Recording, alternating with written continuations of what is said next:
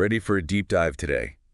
We're crossing continents with When We Cross the Bridge by Munjihyik. Ooh, interesting choice. It's about a Korean novelist living in New York, Okay.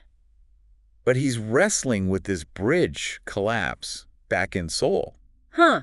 I see. And it's not just like the event itself, right? He's trying to write about it, both as a personal story and for this super analytical thesis he's working on. Oh, wow. Talk about writer's block, right? Yeah, that's a tough one. And it's that clash between lived experience and like trying to be all intellectual about it, you know? That's what I find so fascinating. Yeah, I totally get that. Like, how do you dissect something so personal without just, I don't know, having a meltdown on the page? Totally. You've probably felt that yourself. Oh, absolutely. Trying to articulate something really meaningful without just word vomit. Yeah. Exactly. It's like these two worlds colliding. Yeah. Raw emotion versus academia. And this novelist, he's right in the thick of it. Oh, totally. And the bridge he keeps going back to, the one that collapsed, it's called the Seongsu Bridge in Seoul. Okay. Back in 94. 94, right. This wasn't just some, news story for him. This was personal. Right. And it was a huge tragedy, wasn't it? Huge. 32 people died. Many of them students. Students, yeah. So we're not just talking about a collapsed structure, right? We're talking about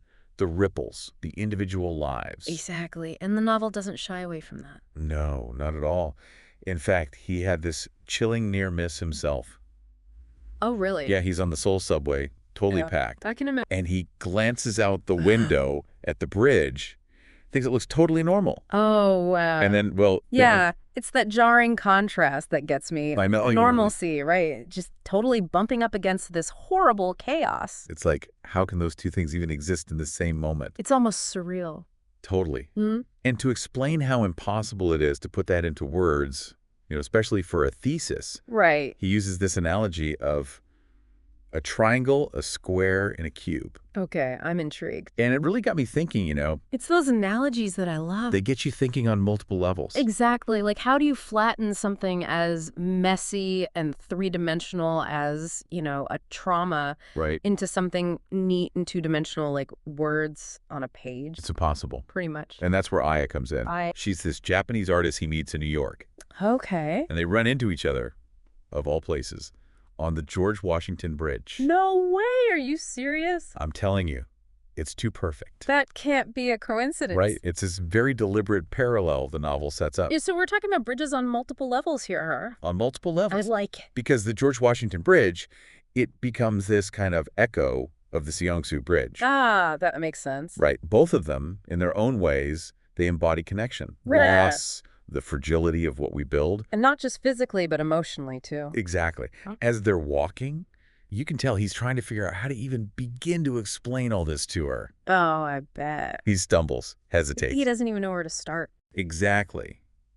It just highlights how difficult it is to put these kinds of experiences into words. Even to someone you consider a friend. Especially with Aya, because she's got this very direct way about her.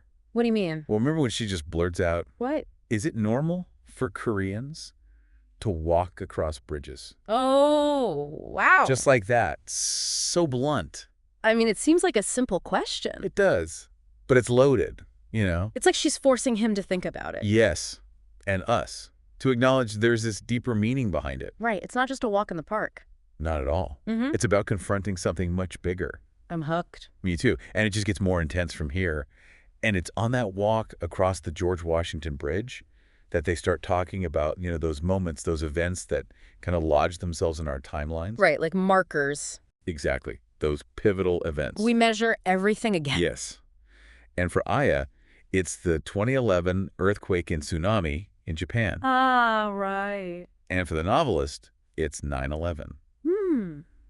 Interesting. Have you ever thought about that, like how certain global events, Yeah, totally. they weave themselves into our own stories? It's like our own personal histories get tangled up with these massive events. Totally. But it's interesting, right, how we each process them. yes, the impact, it's so individual. It really is, and you see that so clearly in the novel. Oh, absolutely. Take Aya, for instance. Okay. She's watching the tsunami footage, but it's not on the news or anything. It's like in this cafeteria. Oh, wow, really? Yeah, in Chicago. That's so surreal. I know. And she's fixated on this one thing.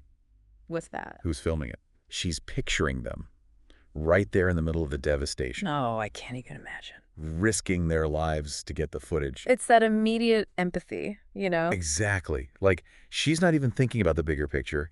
It's all about that one person behind the camera. That's so powerful. And then she mentions this friend, Sendai, which was, one of the hardest hit areas. Right. But here's the thing. What's that? They've never actually talked about the tsunami. Wow. Directly. I mean, that's heavy. Right. It's like this unspoken thing between them. Like some things are just too painful. Too close to home. Exactly. And sometimes silence is the only way to cope. And then you have the novelist's 9/11 experience. Oh, okay. He's in the South Korean army at the time. I didn't realize he'd served. Yeah, and he's watching it all unfold. On TV. Yeah, the towers collapsing, everything. Wow. But here's the thing. What's that? It doesn't really hit him. Really? Until his vacation plans get canceled. You're kidding. I'm serious. It's this weird, like, detachment he feels. That's so strange to think about. Right. Like, this global tragedy that's rocking the world. And he's just worried about his vacation. It's not even that he's not sympathetic. It's just not real to him yet. Exactly. Yeah. Not until it disrupts his little bubble. And I think that says something about how we process these events. Totally. Like, sometimes they just don't feel real. Not until they become personal. Right. And the novel, it's not saying one response is better than the other. Right. It's just showing us the range. How complex it all is. Exactly. How we all find our own way to deal with these things. And, it makes you wonder... What's that? How many times that happens, What do you mean? Like, we see these global tragedies on the news, but it's not until it touches our own lives that we really feel the weight of it. And that brings us back to the George Washington Bridge. Okay. Because as they're walking and talking, Aya says something. What's that? And it prompts this confession from the novelist. Oh. He was going to throw his entire manuscript off the bridge that day. His manuscript? The one about the bridge collapse? The one and only. All 817 pages of it. Are you serious? I'm telling you. Can you imagine? That's intense. Right. It's this huge symbolic gesture. But he's trying to get rid of something. Or maybe escape it. Or maybe both. And the novel, it doesn't tell us why. Really? Leaves us hanging. So we're left to wonder, huh? Exactly. Was he after some kind of catharsis? Like a purging. Yeah. Or was he afraid? Afraid of what? Of the story itself, maybe? Oh, that's interesting. Like, what if it wasn't good enough? What if it couldn't do justice to the experience? Exactly. And that's what makes it so brilliant, We're left grappling with his motivations. Alongside him. And then there's that Kafka story he mentioned. Oh, yeah. The judgment. About the son who jumps off a bridge. After a fight with his father. Which, if you think about it, it's a pretty direct parallel to the George Washington Bridge itself. Oh, totally. The real-life history. All those suicides. It's chilling. It really is. And it makes you wonder if the novelist, if he sees himself in that story somehow. Like writing as a way of not jumping. Wow. Putting those dark thoughts on the page. But surviving them. Staying on the bridge, metaphorically speaking. It's a powerful image. Right. It makes you think about the weight words can carry. For a writer, especially. Totally. They can be both burden and salvation. And that image, of not jumping, of staying on that bridge, it really sticks with you, especially at the end. Because he doesn't actually do it, right? Right. He doesn't toss the manuscript. There's something holding him back. Like some part of him can't let go. Even if he wants to. Exactly. It's like the writing itself, even if it's messy, even if it feels impossible, it still has this hold on him. Like it's a way to, confront those ghosts. Yes. To find some meaning in all the wreckage. And maybe, just maybe, a way to rebuild. And you know what else I found interesting? What's that? His struggle with the title of his thesis. Oh, yeah. He wanted something. Something that really got at the heart of it all. And then his advisor suggests cracks everywhere. Right. Pretty perfect, if you ask me. On the surface, yeah, it seems like it's about the bridge, the collapse. But it goes so much deeper than that. Oh, absolutely. It's those cracks in him, Those invisible fractures. The ones these events leave behind. On individuals, on whole communities even. And that reminds me, there's that little detail about Aya's name. Oh, right. How it sounds like the Korean word for ouch.